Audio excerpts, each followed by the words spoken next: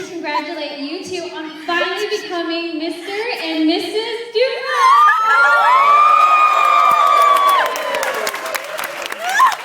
For those of you who do not know me, my name is Roxanne. I have known Nicole seriously ever since we came out of her mother's womb. From diapers to taking our first steps to purchasing our first platform heels, which, looking back, was a big fashion no-no. Nicole and I have been attached at the hip. Over the years, Nicole has become more than my best friend. She's become like my sister. Don't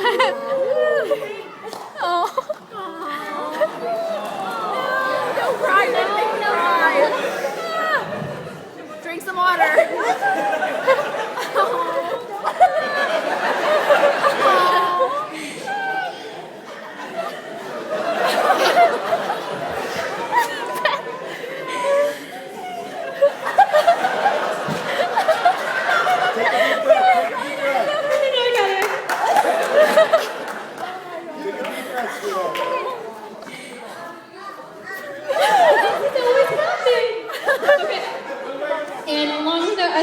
Friend Beth Taylor, we have this little quote.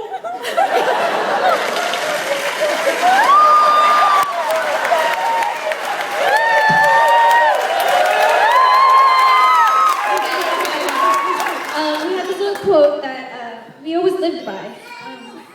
It's a little bit cheesy, but it reads, "We weren't sisters by birth, by birth. No. We weren't sisters by birth, but fate brought us together to be sisters by heart." Looking back, it's crazy that Nicole and I have been friends for so long because her and I, we weren't neighbors. We didn't go to the same school. I lived in Orange County, she lived in Riverside. But we definitely went through, regardless of the 30 miles between us, we definitely went through great lengths on maintaining our friendship. Through endless phone calls that when our parents got the phone bill, they weren't too happy with us. And we'd always force our parents to drive to each other's houses almost every weekend for sleepovers that lasted a couple of days to a couple of weeks. And parents, I'd just like to thank you for sacrificing your time and gas to drive us all the way to each other's houses because I know the 91 freeway is sometimes a bit hectic.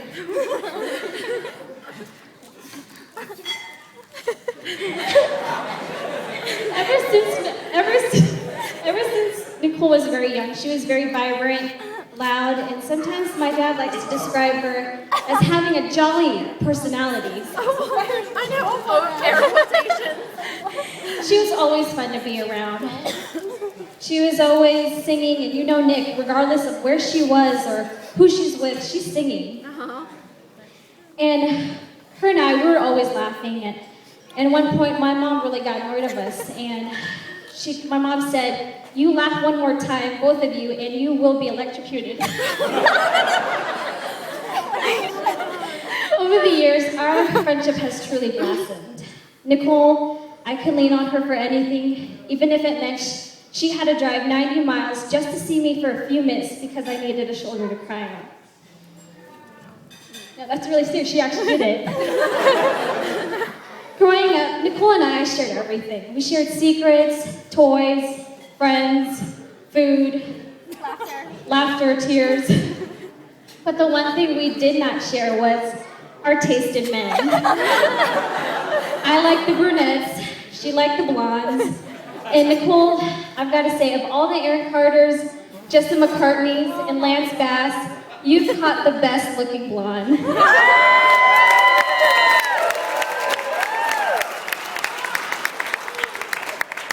I remember when Ronnie first came into our life because that's all she could talk about. Every time we were on the phone, she'd sneak a little conversation about Ronnie here and there.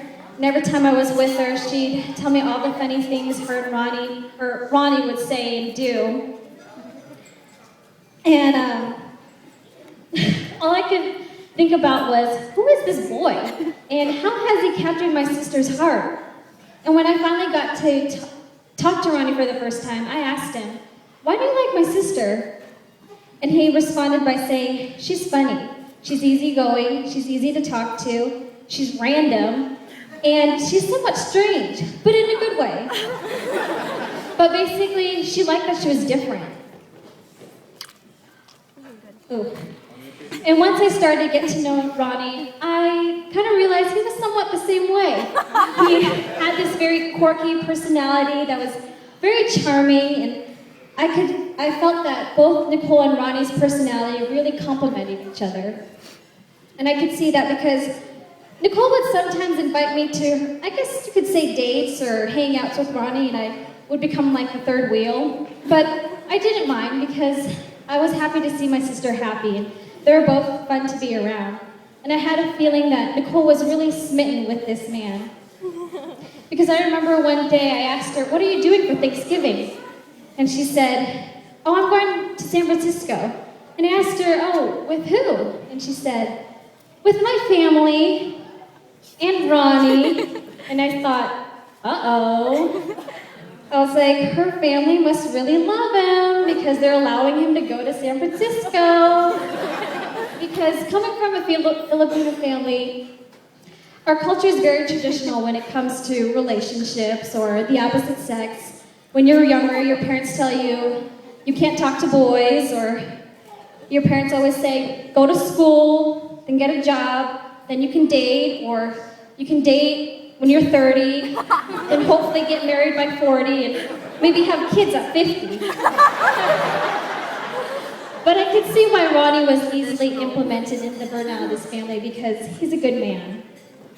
I remember one of the sweetest things Ronnie did for Nicole was he cut out 101 tiny pieces of paper, folded them into hearts, and when Nicole would open a heart, he wrote a little message of why he loved her and why she was so special.